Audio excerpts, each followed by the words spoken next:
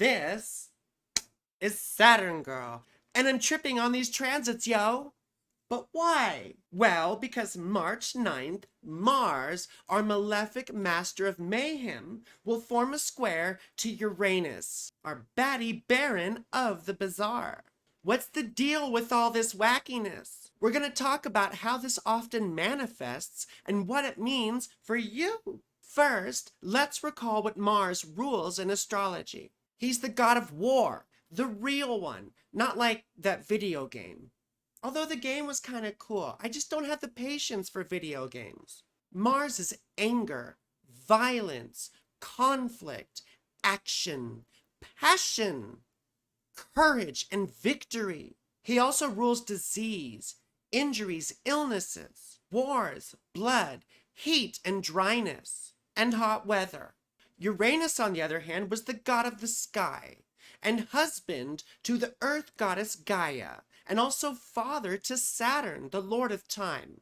This has nothing to do with his significations, though. Those came from early 19th century astrologer and author and artist John Varley, and the interesting experiment that he did predicting what Uranus could mean. The short version of the story is that he hypothesized that Uranus would indicate sudden malefic or bad events, and he predicted a violent upheaval in his own life based on a particular Uranus transit. On the day of the transit, Varley's house caught fire, and rather than try to save his possessions, his son remarked that he ran outside and began enthusiastically and furiously scribbling in his notebook. He was so excited that his prediction was confirmed that he had no care about everything in his life burning down, and he had no insurance. So Uranus came to rule unexpected events, particularly violent ones, and unpleasant upheavals. He rules rebels and revolutionaries, although that was originally Saturn's domain.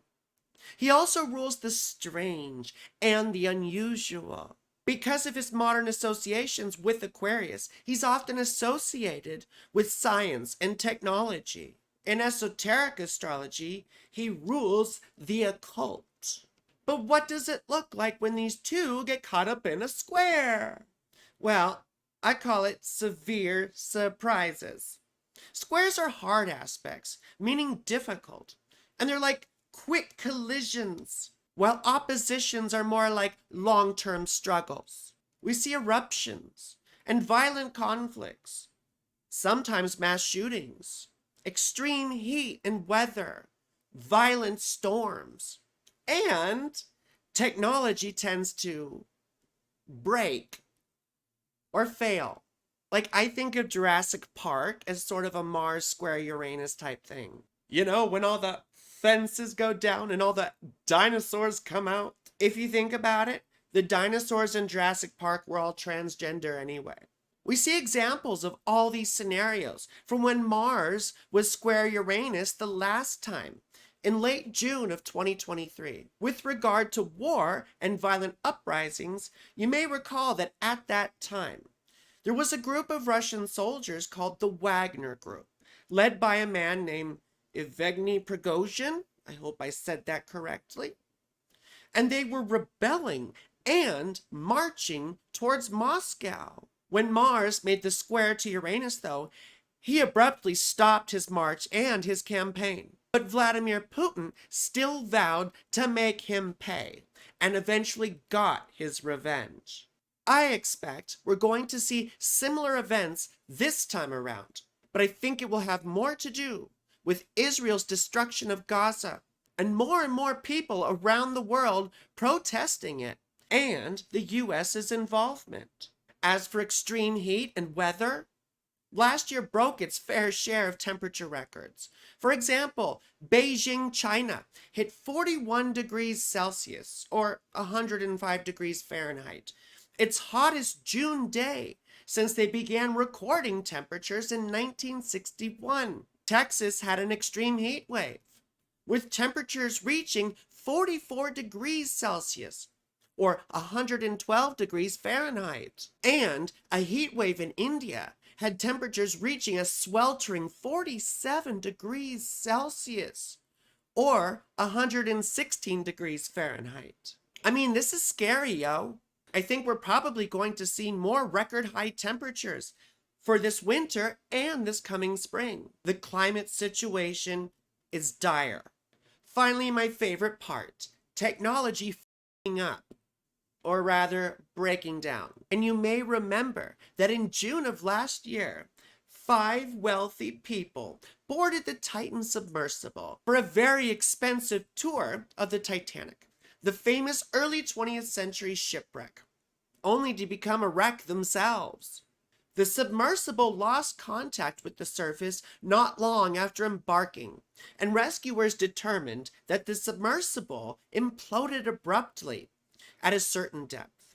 Of course, it came out later that the company who made it, Ocean's Gate, did a real job.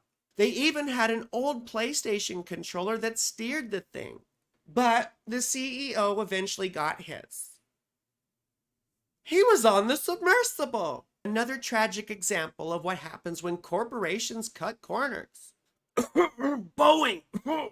But how does this look in birth charts? Well, I mean, my assistant Amber has this, and I have the opposition. We see people who really hate rules. We can't stand authority, and we can't take direction. In fact, if you tell us to do something, we'll probably do it wrong on purpose just to spite you. Except Amber never does that to me. Do you, Amber? But seriously, we see people who are abrasive and combative. People who break with social norms and conventions. People who are brash and reactive. We tend to scrap first and apologize later. I mean, I've been known to lose my shit and regret it once I found out that my reaction was a bit over the top. But let's look at a few famous people who have this aspect in their charts. The first one I picked is Emma Stone, the famous actress from the musical La La Land and the Spider-Man movie. She's known for being a bit abrasive and speaking her mind. By her own admission, she's loud and bossy and had a pretty unconventional upbringing. She's openly antagonistic to the paparazzi. She's also a bit impulsive. When she was 14, she made a PowerPoint presentation for her parents to try and convince them to let her move to LA and become an actress. She also has a Martian sense of humor. She called her bestie, Taylor Swift, an asshole for when she did a very enthusiastic standing ovation when Emma Stone won an award at the Golden Globes. Next is Cillian Murphy. He is so gorgeous. He's so dreamy. He's a May Gemini just like me. In fact, his birthday is just a few days after mine. And he's definitely known for being a bit of a rebel. I mean, he's Irish. It's in our blood. And people have mistakenly called him British, which doesn't seem to amuse him much at all. He's most famous for his role in the series Peaky Blinders, but I fell in love with him in 2005 when I first saw him star in Breakfast on Pluto, a film about a transgender woman living in Ireland during the troubles of the 1970s. It reawakened my transness from childhood. I'm not aware of any positive portrayals of trans people before that film. And then we have Ron Perlman, probably best known for his role as the comic book character Hellboy, and also for his role on the hit biker gang series Sons of Anarchy. I love him so much, I must confess. Why? Because during the SAG-AFTRA strike, that is, the striking actors, he got all gangsta on movie producers and executives. He posted a TikTok video calling them mothers and threatened to visit them at their houses. I mean, that's the kind of thing I'd like to do to my critics too, you know? Like fly to their houses and knock on their doors, sort of like in Jay and Silent Bob Strike Back. Like, did you call Saturn girl f***ing clown shoes? But what does this mean for you? Remember the symbolism. It has to do with unexpected conflicts. I used to play junior varsity soccer in high school, football for my international homies, And I remember getting a flying ball to the face. That's sort of what this feels like. This is a time when we're all going to be more reactive. Mars is still in Aquarius, so you'll probably have conflicts with the people represented in that whole sign house in your chart. For example, if you have a Scorpio rising, then you may have unexpected fights with your parents or cut them off somehow. But this is a time to be very self-aware. We have to resist the urge to bite off people's heads. We'll all have a tendency to be impulsive, which means we have to anticipate situations that trigger us. At this point in our lives, hopefully we've learned how to recognize some of these triggers. My loves, what I'm trying to say is that we must watch ourselves and learn to look and get familiar with our habitual tendencies. We must get to know the things that make us defensive, hurt, angry, and upset, because these show us where we are identified. Why?